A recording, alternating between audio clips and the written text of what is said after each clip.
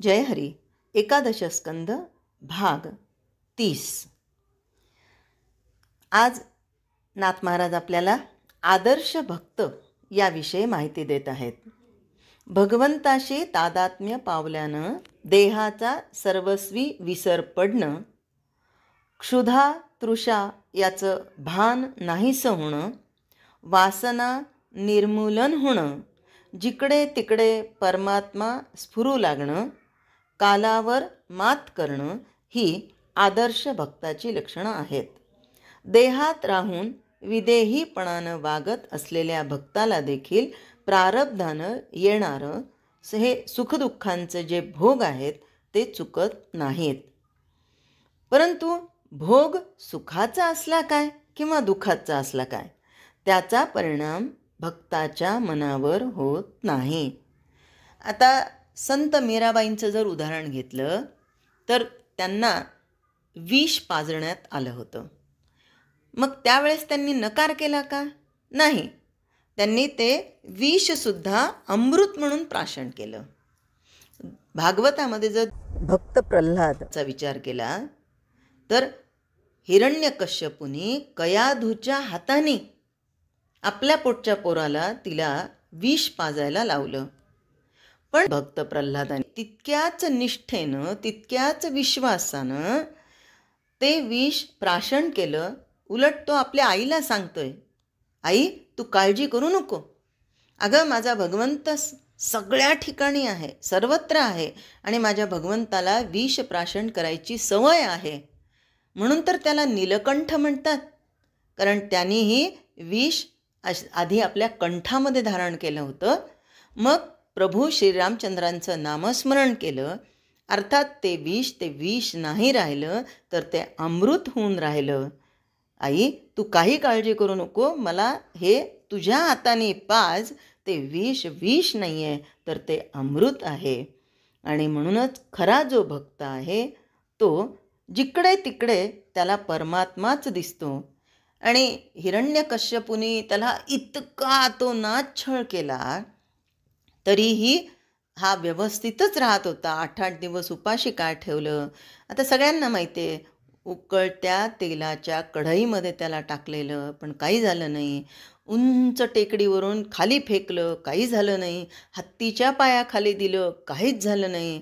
शेवटी हिरण्यकश्यपू म्हणायला लागला, या सगळ्या जगाचा स्वामी मी आहे, सगळे मला घाबरतात, पण तू कसा घाबरत नाही मला?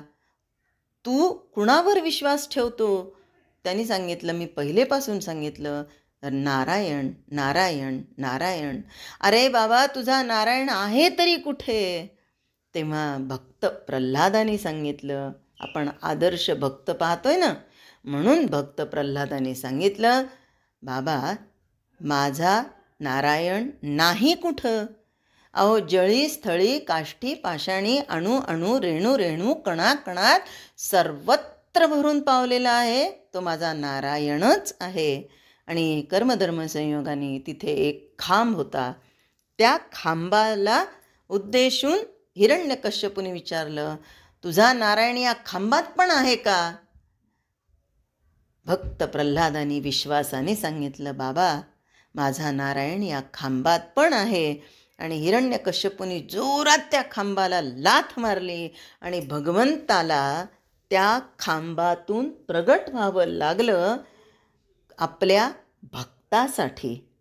आणि हा जो आदर्श भक्त असतो तो भगवंताशी तादात्म्य पावल्यामुळं त्याला देहाचा सर्वस्वी विसर पडलेला असतो. संत तुकाराम महाराजांचा जर विचार केला तर संत तुकाराम महाराजांना बंबाजींनी इतकं मारलं, पण त्यांनी बंबाजीला रागवले नाहीत, तर उलट त्याला म्हणाले की बाबा रे तुझे हात दुखत असतील ना मला मारून, कारण कायम स्वरूपी ते विठ्ठलमय झालेले होते. भगवंताशी तादात्म्य पावल्यानं त्यांना त्यांच्या देहावर इतका आघात झाला तरी त्याचं काहीही वाटलं नाही. आणि म्हणूनच या आदर्श भक्ताबद्दल नाथ महाराज सांगतात की सुखदुःखाचे भोग या भक्ताला देखील चुकत नाहीत, परंतु भोग सुखाचा असला काय किंवा दुःखाचा असला काय, त्याचा परिणाम भक्ताच्या मनावर होत नाही. आपल्याला सगळ्यांना माहिती आहे, संत गुलाबराव महाराज दृष्टी नव्हती असं आपण म्हणतो, पण खरी आत्मदृष्टी त्यांच्याकडे होती. मग त्यांना दुःख होतं का, मला डोळे नाही आहेत याचं? नाही, अजिबात नाही. आपण अनेक संतांच्या चरित्राचा अभ्यास केला तर कित्येक संतांना वेगवेगळ्या व्याधींनी पछाडलेलं होतं. एक दृष्टांत असा आहे की एक संत सगळ्या भक्तांना तत्त्वज्ञान सांगत होते. अहम ब्रह्मास्मी तत्वम असी याबद्दल ज्ञान देत होते. आणि त्यांच्या पायाला खूप मोठी जखम झालेली होती. त्यातून भळा भळा भळा रक्त चाललेलं होतं. एक कुत्रा आला आणि त्या जखमेला चाटत होता. सगळे भक्त बघतायत, कुत्रा त्या जखमेला एवढं चाटतोय, तरी हे आपलं प्रवचन देणं सुरूच आहे यांचं. एका भक्ताने सांगितलं, महाराज जी ये देखो ना कुत्ता, ये क्या कर रहा है, उसको हटाओ, आपको दर्द नहीं हो रहा क्या, आपके पैर में से तो खून निकल रहा है, आपको दर्द नहीं हो रहा. त्यावेळेस त्या संतांनी सांगितलं, कुत्ता जाने चमड़ी जाने, मैं तो अपने प्रभु के चिंतन में मस्त हूँ. आणि म्हणून जे खरे आदर्श भक्त असतात त्यांना दुःख झालं काय, सुख झालं काय, त्यांच्या मनावर परिणाम होत नाही. कारण ते स्वतःला परमात्म स्वरूप आहे असं समजतात आणि अनुभवाच्या दिव्य आनंदामध्ये सगळ्या द्वैत भावनेच्याही वर ते जातात. आणि अशा भक्ताच्या या अवस्थेचं वर्णन नाथ महाराज यामध्ये सविस्तरपणे करतात. आता कोणी विचारलं की अहो, इंद्रियांच्या अनुभवास येणारं दृश्य जर इतकं मिथ्या आहे, तर मग उत्तम भक्तांना त्याचा भोग का घ्यावा लागतो? याचं उत्तर असं की देहाची गती प्रारब्धाने जाते. प्रारब्ध कर्म मोठं बलवत्तर असतं, म्हणून प्रारब्धाने आलेले भोग भक्तांना भोगावे लागतात. हे जरी खरं तरी प्रारब्ध योगानं आपल्या वाट्यास आलेले भोग भोगत असता मी भोगता आहे, म्हणजे या दृश्यातून मी सुख किंवा दुःख घेत आहे अशी कल्पना त्यांच्या स्वप्नात देखील येत नाही. अर्थात विषयाचे भोग अभोगतेपणानं भोगण्याचं ज्याला साधलं त्याच्याच अंगी उत्तम भक्तपणा बांधला, अर्थात आला, यात शंकाच नाही. देह, इंद्रिय, प्राण, मन आणि बुद्धी या पाचांनी जीव बांधलेला आहे.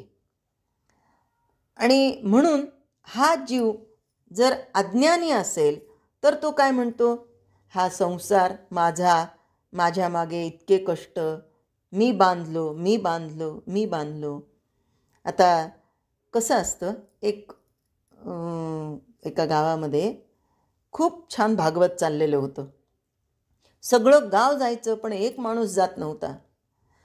आता ते भागवत करणारे जे होते त्यांना माहिती होतं की यांच्या घरातले सगळेजण येतात, हा एकच माणूस का बरं येत नाही. ते त्यांच्याकडे स्वतः गेले, कारण त्या काळातले भागवत कथाकार होते, त्यांना खऱ्या अर्थाने जागृती करायची होती. म्हणून ते स्वतः गेले त्या व्यक्तीकडे आणि म्हणाले, का बाबा, म्हणे सगळं घरदार येतं म्हणे तुमचं भागवत ऐकायला, आणि तुम्ही का नाही येत? त्यांनी सांगितलं, बाबा काय सांगू, या प्रपंचाला मी इतका बांधल्या गेलो आहे म्हणे, घरदार इतकं बांधल्या गेलं आहे म्हणे, मी येऊच शकत नाही म्हणे हे सगळं सोडून. दुसरे दिवशी ते भागवतकार परत आले. आल्यावर त्या माणसाच्या दारामध्ये मोठं झाड होतं. त्या झाडाला घट्ट मिठी मारली आणि जोरजोरात ओरडायला लागला, सोडा सोडा सोडा, मी घट्ट बांधलो मी घट्ट बांधलो, मला सोडा सोडा सोडा. या माणसाने पाहिलं, म्हणे आत्तापर्यंत भागवत करता करता काय यांच्या डोक्यावर परिणाम झाला का काय, म्हणे आपणच आले, आमच्या झाडाला मिठी मारली आणि म्हणायला लागले मी बांधलो मला सोडा, मी बांधलो मला सोडा. हा माणूस त्यांच्याजवळ गेला आणि म्हणाला, महाराज अहो, तुम्हाला कुठं बांधलं आहे, तुम्ही तर या झाडाला धरलेलं आहे, तुम्हाला बांधलं बिनलं काय नाही, तुमचा भ्रम आहे. आणि त्या महाराजांनी हात सोडले आणि सांगितलं, भल्या माणसा, हा तुझा भ्रम आहे की तू संसारात बांधला. संसाराने तुला बांधलेलं नाही आहे, तू मनाने संसाराला बांधून घेतलेलं आहे. म्हणून जीव हा देह, इंद्रिय, प्राण, मन आणि बुद्धी या पाचांनी बांधलेला आहे.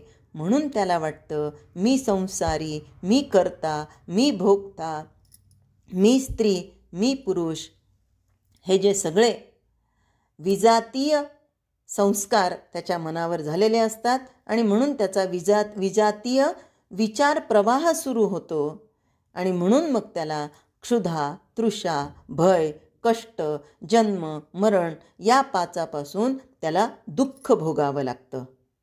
आणि पहिल्या पंचकाच्या ठिकाणी अपार कष्ट भोगावे लागतात. आता पहिलं पंचक म्हणजे देह, इंद्रिय, प्राण, मन आणि बुद्धी याच्यापासून त्याला खूप खूप अपार कष्ट भोगावे लागतात. आणि हेच खरं संसाराचं मुख्य लक्षण आहे. उत्तम भक्त जो आहे त्यांनी या संसारामधला जो जीव आहे तो काढून घेतलेला असतो आणि तो म्हणतो की या संसाराचा कर्ता भोगता मी नाही, मी याचा द्रष्टा आहे, मी साक्षी आहे. आणि साक्षी भावानी जेव्हा आपण एखाद्या गोष्टीकडे बघतो तेव्हा त्यातलं सुख दुःख आपल्याला कळत नाही, वाटत नाही. जय हरी.